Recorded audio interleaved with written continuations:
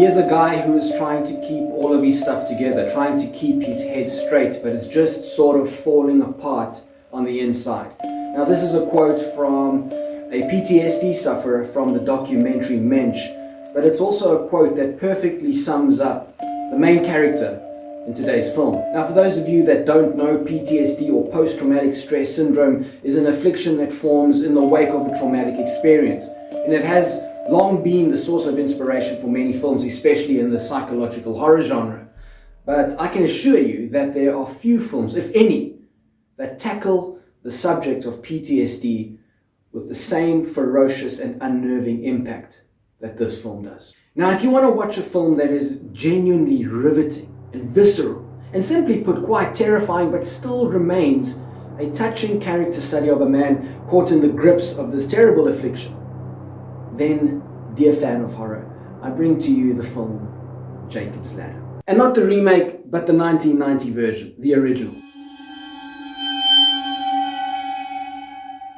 Now, at its gritty, 90s-esque core, Jacob's Ladder appears to be your typical psychological horror thriller. It follows a man, Jacob Singer, who is still haunted by his experiences during the Vietnam War as he tries to come to terms with the pain and the tragedy of losing his son.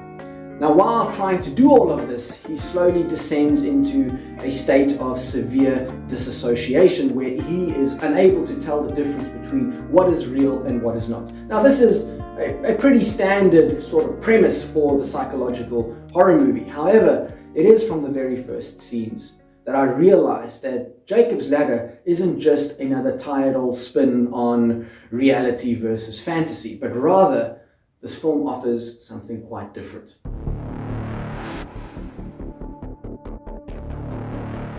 I immediately noticed the film's stylish edge, with its off-kilter framing and its grimy, ominous set design filled with these rain-soaked streets and smoky back alleys. It sort of places Jacob in a New York City that is both mundane but at the same time also sinister and nightmarish, which I thought was a very effective visual representation that paralleled Jacob's inner state.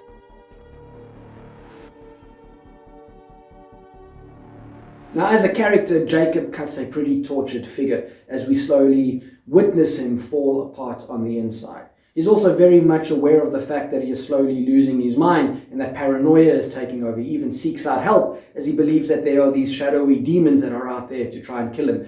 But what makes this character all the more tragic, and in my opinion it's one of this film's strongest aspects, is that Jacob is an immediately likable character. There's nothing dark or strange about him at first. So watching this very likable person slowly unravel makes watching this movie all the more immersive and moving. Now, it's also got to be said that a large part of this character's effectiveness is not only in the very well-written script with the great dialogue, but also in Tim Robbins' earnest portrayal of Jacob.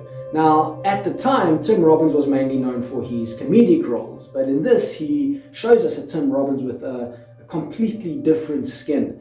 And now, it might be because of his comedic background, I'm not sure, but instead of playing up the sort of over-dramatic, angsty elements that you would think a character like this would have, he rather keeps his performance sort of fluid and then he brings a light touch to it. He does kind of look a little bit like a lost member of the Beatles or something, but he does bring this genuine, almost everyday man with a goofy edge aspect to the role. And even in the very heavily dramatic scenes, he manages to keep this character rooted to that likability, and I think that it makes this descent into paranoia so moving and all the more effective. With its gritty sets, its fragmented flashbacks, its deliberate pace and its great performances, Jacob's Ladder is also a masterclass in the foreshadowing of horror, and it plays with tension. It also plays with your expectations. It steers clear from jump scares. This is not your popcorn horror type of entertainment. It isn't overly violent or gory, but rather it is uncomfortable, unsettling, and atmospheric. It is, in my opinion, a dark poem about past trauma. Now, from the very opening scene, which is a chaotic Vietnam War flashback, which is as good as anything from Platoon, to present-day life where we see Jacob trying to lead something resembling a normal life, This movie is filled with some pretty scary scenes, but it is at around, I would say, the 40-minute mark that Jacob's Ladder unleashes what I believe to be the most harrowing scene of them all.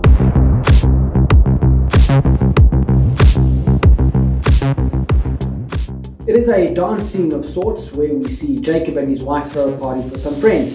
Things start out normal enough with alcohol flowing, music blaring and guests dancing, but it slowly descends into the realm of nightmare when Jacob makes his way through this crowd that slowly transforms into a pulsing mass of lust, debauchery and tentacles.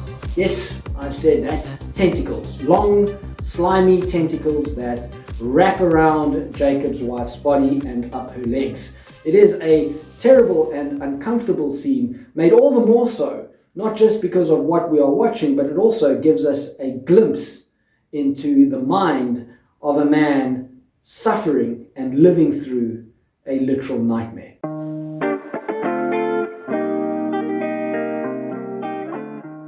Now, the film did receive some backlash upon its release.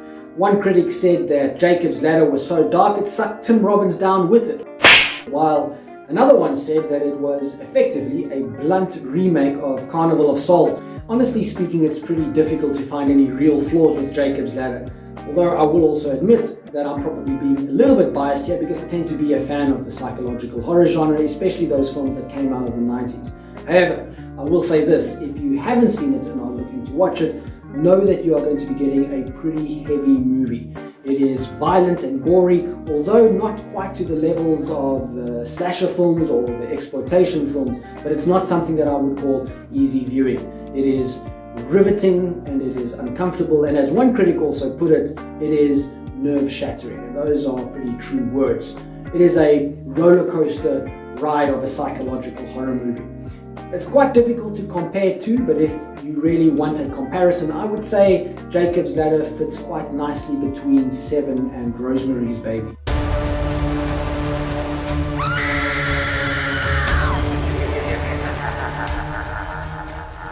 With its array of creepy scenes, disorientating plot, sinister characters, grimy back alleys, and its overall handling of a character losing grips with what's real and what's not, Jacob's Ladder easily scores a respectable X on the meter of fear.